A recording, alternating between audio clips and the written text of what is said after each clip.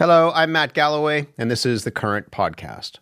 Well, as you no doubt have been hearing, the federal carbon tax went up yesterday. The price on carbon applies across the country, with the exception of British Columbia, Quebec, and the Northwest Territories, places that use their own carbon pricing systems for emissions. The carbon tax has fueled protests on the streets and debate among politicians. It's also raised a lot of questions about how it works and how it will affect Canadians. Chris Reagan is the director of the Max Bell School of Public Policy at McGill University. He previously headed up the Eco-Fiscal Commission, which evaluated the economic impact of different climate policies. Chris, good morning. Good morning. This increase will put the tax at $80 per ton. What does that mean? Well, I guess the most tangible thing is that whatever the price of gasoline was a few days ago, today it is 3.3 cents higher. And there's an equivalent change for diesel and for propane and for natural gas and all that kind of stuff. So this is, I guess, the fifth increase. This carbon price, the federal carbon price, has been in place since 2019. So we're in early years. But every year it's scheduled to go up by another 3.3 cents per liter, until 2030. And again, I mean, this applies across the country beyond Quebec, British Columbia, and the Northwest Territories that have their own carbon pricing schemes. You Correct. mentioned the price of gas. People will see that immediately at the pumps. Where else are we seeing that added cost in our daily lives? Well, so you're seeing it anytime you use gasoline or diesel, but we're seeing it if you burn natural gas to run your furnace. Small businesses that might be using natural gas furnaces or that have fleets of vehicles. Basically, whoever uses those fuels, and most of us use those fuels either directly or indirectly, the prices of those things are going to go up. And the logic here is that as the prices of those things go up, then all of us as households or businesses will gently, gradually, over time, reduce our use of those things. But the second part of the carbon pricing policy, and this is just as important, is those rebates. And rebates are also going to go up this year from whatever they were last year. And the whole point of the rebate is to make sure that as much as possible, our overall purchasing power is maintained. And those rebates are calibrated so that for 80% of the households within each province, they will get back as much or maybe slightly more in the rebate than they pay through higher prices caused by the tax. So you really got to think about these two policies as a package. The higher price on fuels causes us to use less of them, but the rebate maintains our purchasing power. At this point, as you said, these are early days. And so if people aren't using less of those fuels, the expectation from some is that the price of the things that are trucked in those vehicles that are using the fuels will continue to go up. And they'll look at, for example, grocery prices and say, our grocery prices are more expensive than they were a year ago, or perhaps they're more expensive now than they were on Friday because of the increase in the carbon tax. How much of that is directly a result of the carbon tax? Well, this is a great question, and this has been, it's been very easy with the last 2 or 3 years of inflation, a sharp increase in inflation that is driving up the cost of many things. It's been easy to pin that on the carbon price, but research from the Bank of Canada and from Trevor Toome and Jennifer Winter at University of Calgary suggests that the effect of the carbon price on inflation has been not zero, but really close to zero, and that inflation has been caused by a lot of interesting COVID-related things, plus the invasion of Ukraine, and that inflation has been experienced in countries that don't have a carbon price at all. So it really, there is a cost of living issue, and I certainly understand why people care about that, but it's not really been driven by the carbon price at all. Help me understand that, because again, the assumption is that if I am moving goods around or what have you, and I'm having to pay more to put the fuel in the tank of the truck to move those around, I'm going to pass those along, those costs along to the consumer. That's correct. So it's those carbon-intensive things that are going up in price, but those carbon-intensive things actually aren't a very big share of our overall purchasing. So those things will go up in price. And some things that use those fuels indirectly in the supply chains, those will go up in price a little bit. So I'm not saying that the effect is zero, but I'm saying that when we saw 6% and 7% and 8% inflation over the last 2 or 3 years, the Bank of Canada estimates that 1/20th of that increase in inflation was coming from the carbon price. So again, not zero, but a very small amount. But then you come back to the rebates. The rebates are there designed so that 80% of households maintain their purchasing power as, in terms of the combination of the carbon price and the rebate. So I know that many people have said that, they blame the carbon price for the lack of affordability or for the affordability challenges that we are all experiencing. But that's simply not true. Who would be most likely to pay more in carbon tax than they get in rebates? Oh, well, the 20%, the highest income households, I'm being inarticulate. The 20% highest income households are generally, they have bigger homes, they have, bigger cars, they burn more fossil fuels. So they will be paying more in the tax than they will be getting in the rebates. The rebates are constructed so that they're on an equal per capita basis within each province. So if you're in the upper 20% of households, you will generally be paying more in the carbon price than you will receive in rebates. We got a note from a listener, Eileen Duckett, who asked why the government offers rebates rather than spending the collected tax on green initiatives. As you understand it, what's the rationale behind that? So that's an important choice that any government has to make. You have to, once you levy a carbon tax and you generate some revenue, you then have to decide what you're going to do with that revenue. And there's lots of choices. In British Columbia, when they introduced their carbon tax, they used the revenue to cut income taxes. So they actually lowered income tax rates. In Quebec, where they have a cap and trade system that is a carbon price and it drives up the price of gasoline, they collect their revenue and they put it into something called the Green Fund, which they use for a number of kind of green investments. The federal policy has decided that they wanted to give the money back.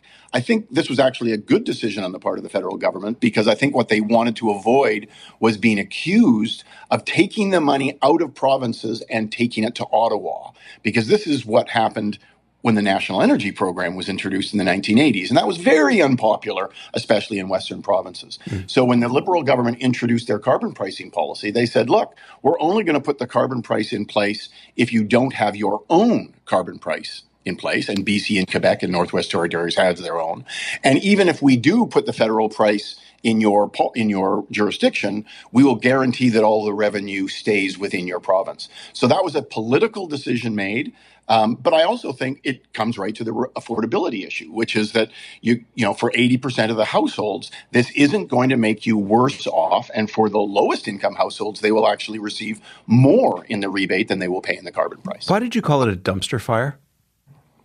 Well, it has, what I called it was our national dumpster fire, was the debate, I think, is a dumpster fire. So here's why. I think the federal government hasn't done a great job in explaining what this is all about, in explaining that the price and the rebate go together, in explaining why the price makes sense, or the tax, but also why the rebate makes sense. And explaining what the alternatives are and why the carbon tax is better than the alternatives, because it is much lower cost approach than the alternatives. So I think the government has not done well communicating their policy, but I also think the opponents to the policy frankly, are guilty of misrepresenting what's going on. Most of the opponents of the policy, they talk about the tax, but they don't talk about the rebate. They don't talk about, they'd like to eliminate the tax, but they don't talk about what they would put in its place. So does that mean they don't care about climate change, or they're just keeping their powder dry and they don't want to actually reveal what their policy would be? It was interesting that Saskatchewan Premier Scott Moe last week reported in an article that in Saskatchewan they had examined the alternatives to the carbon price. Now, he's a staunch opponent to the carbon price, but when they examined the alternatives, they found that all of the alternatives were more costly than the carbon price. Well, that's kind of the point. This is why 400 economists across the country have signed a letter saying, in response to the critics of the carbon price, saying this is actually the best way to reduce emissions. I want to bring another voice into our conversation. Jessica Green is a professor of political science at the University of Toronto. She has studied the impact of carbon pricing on emissions. Jessica, good morning to you. Good morning. What did your research tell us about, what does it tell us about how effective carbon taxes are in reducing emissions? So I was very curious about this question of, because it is precisely as Chris described, a dumpster fire in terms of politics. I wanted to know, how much does this policy actually affect emissions? And so I looked at other people's studies of the effects of various carbon pricing schemes around the world, both emissions trading and carbon taxes like we have here in Canada, to see what they found about the effects on emissions. And what I found was actually quite interesting. First of all, there's a lot of models out there. So there's a lot of predictions about what the effects of carbon pricing will be, given a bunch of assumptions. But there are very few ex post studies that look, okay, actually after the study was or the policy was implemented, what actually happened in the real world. I only found about 40 studies. And so what do we know thus far? Early on, what do we know thus far? What we know is that basically in the places where carbon taxes and carbon prices have been studied, that there are very few emissions reductions associated with this policy. So I found on average between 0 and 2% reductions in emissions per year, which is not very much when you consider the scale of the climate crisis right now. And that most of those reductions come from marginal changes, which, can help. But what the challenge that we're looking at now is not sort of gradually reducing the consumption of fossil fuels, but wholesale decarbonization of our economy. So when you put that in the context of this political tempest, this, dumpster fire, we are not getting a lot of bang for our political buck in terms of emissions reductions. How much of that has to do with where we're at right now? I mean, I remember hearing from Bill Nordhaus, who won the Nobel Prize in Economics, partially around the issue of carbon pricing. And one of the things that he has said, and others, is that this has an impact, but it has an impact over time. That carbon taxes will become more effective in this country over time as they are implemented and perhaps as they go up. Yes. So this is, a frequent critique of the marginal effectiveness of carbon pricing is, well, if we just had higher prices, then we would see greater emissions reductions. And as a political scientist, I would argue that the low prices are a feature, not a bug of most carbon pricing systems. And that's because politically, as we're seeing, it's very controversial to implement a high carbon price. And there are a lot of interest groups that are pushing against that. So what we see actually is a much, less ambitious policy, a watering down of that policy and the prices than the climate crisis demands. We spoke with Felix Praetus, who's an associate professor at the University of Victoria, deputy co-director of the Oxford Project on Econometrics. He looked at the impact of carbon taxes in British Columbia in the first decade that they were in place in that province. Have a listen to what he said. What I found is that the introduction of carbon pricing through the form of a carbon tax in BC has reduced transport emissions around 10 to 15% relative to what would have happened had they not introduced a tax. However, we don't really see a significant reduction in aggregate emissions. So this is total emissions across all sectors over that same time period. And the main takeaway from this is that really, carbon pricing in BC and I guess Canada as a whole really isn't high enough yet to really lead to the substantial emission reductions that we need to see in order to get to those net zero targets. So Jessica, if you take the politics out of it, what do you make of that argument that the carbon tax works, it's just too low to actually have the impact that people are looking for? So two things here. One, I will say that you can't take the politics out of it, right? This is precisely the problem. These are policies with really charged politics, and that's what we're seeing. I think, BC is a great example. Like BC has had a carbon tax for a long time. It's one of the more effective ones in terms of the overall emissions reductions. Another Another study puts the reductions at 5 to 15% aggregate reductions over the span of about 10 or 12 years, which is, considerable in comparison to other carbon pricing instruments. So, I think that it's not that carbon pricing never works. BC has put in a fairly effective one, but all of the politics lined up, right? The NDP, the Greens were backing this policy, and in general, politics were leaning much more towards ambitious climate action. So it can happen, but generally it doesn't. And so I don't think we can take politics out of the equation here when we're evaluating this policy. Chris Reagan, Jessica's research seems to show that carbon taxes thus far haven't done a lot to reduce emissions. What do you make of that? Well, actually, I think that's the wrong way to describe her results. So her results, she just said 0 to 2% per year was the experience in most of these jurisdictions. Let's take the midpoint as 1%.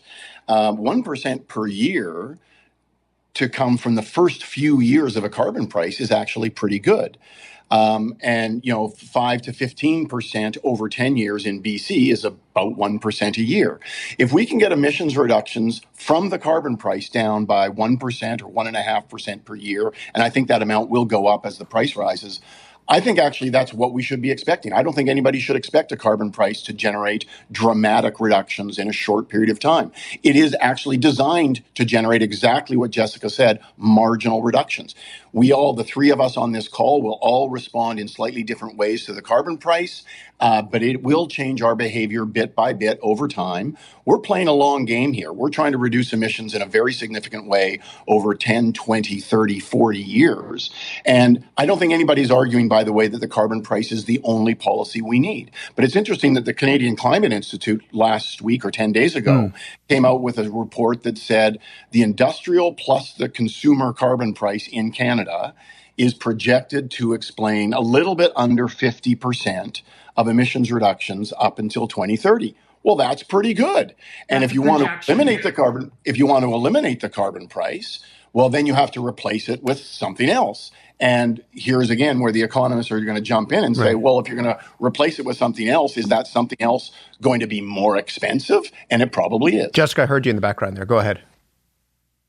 I said those numbers from CCI are projections, right? This is precisely why my study looked at what happens after the fact. So we don't know if that's the case. That's the proposal. And that assumes that the carbon price continues to go up.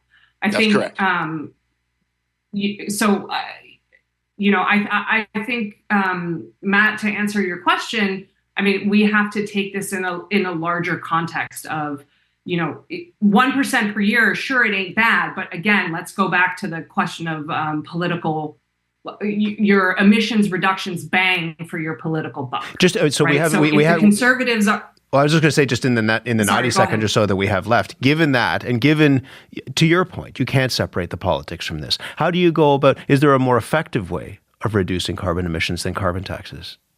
Jessica? Absolutely. So for one, let's stop subsidizing fossil fuels. So we put a price on carbon to make it more expensive, but at the same time, we're spending at least $5 billion a year in subsidies to the fossil fuel industry. So that's one easy place. A second would be a real emissions cap on oil and gas, which is an ongoing debate right now. There's a proposal to cap emissions. Many have criticized it as too weak, sort of consistent with business as usual. So if we really want to tackle decarbonization at the speed, I don't think this is a long game. I think this is a short game. At the speed that the climate crisis demands, then we need to attack the supply. Chris, we just have less than a minute left. Despite the fact that, as you say, it's a national dumpster fire, is this the best, worst option in front of us? Well, if you want to see a real dumpster fire, put on an emissions cap on oil and gas, the way Jessica just suggested. So I would say if you can ramp up the carbon price if you like, you can try other regulations if you like, but an emissions cap on the oil and gas sector, which of course disproportionately affects Alberta, is not only going to be an extremely expensive way to reduce emissions, but it will be a politically absolutely divisive way that makes this carbon price debate, seem like a cakewalk. So I would say let's be very careful about other kinds of policies we want to introduce, and let's think about not just their economic cost, but their political divisiveness. Certainly more on this to come. Thank you both for being here this morning. Thank you. Thank you very much. Jessica Green is a professor of political science at the University of Toronto. She studies global politics of climate change. Chris Reagan is director of the Max Bell School of Public Policy at McGill University in Montreal.